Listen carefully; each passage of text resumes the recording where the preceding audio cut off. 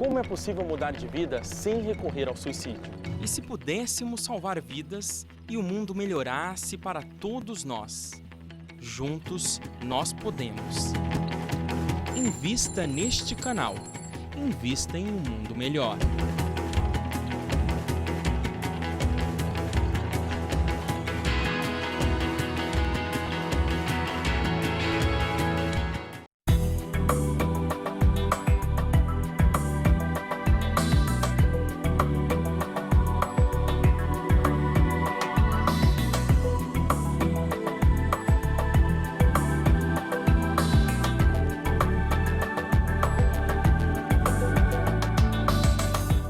Olá, damos as boas-vindas a você. Hoje nós temos como um convidado a Fábio Dionise, que retorna aqui conosco, nos trazendo um outro livro, um livro também muito importante para conhecimento da história da humanidade. O livro tem como título O Missionário Santo Agostinho de Hipona e a Segunda Revelação. Seja muito bem-vindo, né, Muito obrigado, Fábio? é sempre um prazer estar aqui. É muito bom tê-lo aqui, porque você traz uns livros.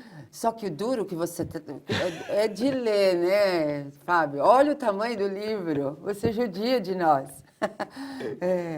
Mas, assim, é interessante, porque já pelo título, eu acho que já ele serve a qualquer religião, não é mesmo? Porque Isso. fala de Santo Agostinho. Exato. Fala do espírito Agostinho, na verdade, né?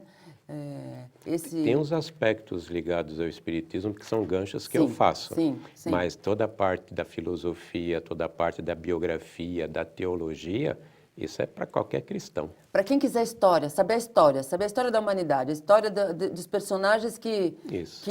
que povoaram a Terra, né? Exatamente. Que é interessante.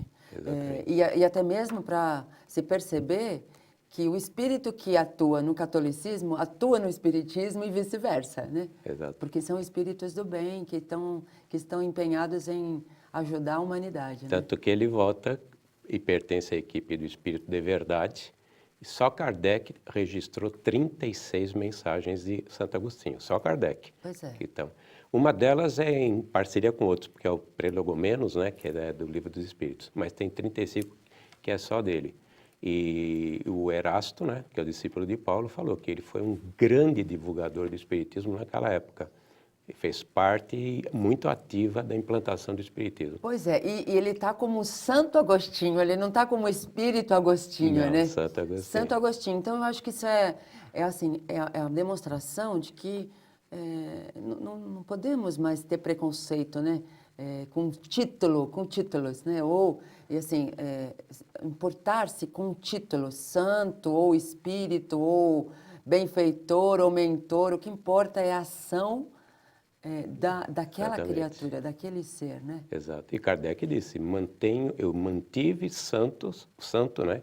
Porque é mais fácil a identificação. Sim. Se eu coloco Aurélio Agostinho, Quem é, né? quem é? Quem é? Ninguém vai dar atenção para ele, não é mesmo? Que eu acho que, assim, esse é acho que é um grande mal da humanidade, né? Primeiro a aparência, né, Fábio? E Exatamente. depois você vai analisar o que ele faz. Ok, exatamente. Né? A gente analisa as pessoas pela aparência ou pelo que elas têm, né? E se você dá o nome correto, ele não vai nem ler. O que é? Quem é essa pessoa? Não conheço, não me interessa, né? Exato. E não quer saber o que fez, ou o que está propondo, ou o que está fazendo, né? Bom, aqui você fala, é uma história desse personagem, é isso? Aí tem vários aspectos. Tem uma biografia, ela é extensa.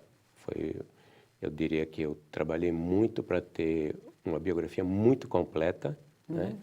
Depois fala sobre o pensamento dele, toda a parte do cristianismo. Como é que surgiu e se solidificou a Igreja Católica Romana, Católica Apostólica, depois a Romana foi mais tarde. Porque se o Santo Agostinho não tivesse feito o que ele fez naquela época, a constituição de uma filosofia cristã, a consolidação de todos os dogmas dos católicos, nós talvez aqui não estivéssemos sentados para falar sobre espiritismo agora, Certo. porque teria tido um atraso na chegada do Consolador prometido. Ele foi uma peça muito chave para que a Igreja assumisse um poder, o que é ruim, mas assumisse um poder temporal. Mas isso que garantiu que toda a cultura sobrevivesse durante aquela fase negra do meio medieval. É interessante porque tem uma novelinha que está passando que tem como lema: tudo que acontece de ruim é para melhorar. Então é isso mais ou menos que você está falando, que você está contando, né? Exatamente. Porque são momentos difíceis, são situações aparentemente muito ruins, mas preparatórias para um bem que está para surgir, né? Exatamente. E ele escreveu muito, ele escreveu 93 obras, que dá 232 livros. Nossa. Ele realmente exercitou a caridade, ele já ajudava as pessoas, tanto que ele entregou o que ele tinha para os pobres, e ele trabalhou na unificação do cristianismo. Ele trabalhou realmente, porque havia muitas seitas heréticas e havia muitos cismas, né? E ele trabalhava sem violência, só na base da conversa, do discurso, para tentar fazer com que tudo convergisse para uma coisa só. Que no caso dele era o catolicismo, porque ele deu preferência a esse ramo. Então ele trabalhou muito para a unificação, trabalhou muito para que houvesse uma filosofia, para que ficasse mais fácil entender as coisas de Deus, né? As coisas que nós não compreendemos. Mistérios, né? Os mistérios de né? Deus, né? Então, por exemplo, ele foi escrever sobre a Santíssima Trindade, que é um dogma, né? Tem um livro de 700 páginas, é uma coisa impressionante, quanto ele tentou, usando a razão, tentar explicar a fé. Ele trabalhou muito na questão da razão e a fé, né?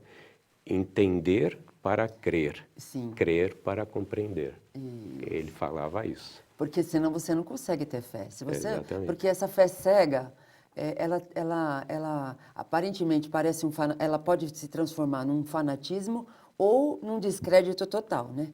Porque ela se decepciona e acaba toda aquela crença, todo aquele comportamento de acreditar, né? Exato.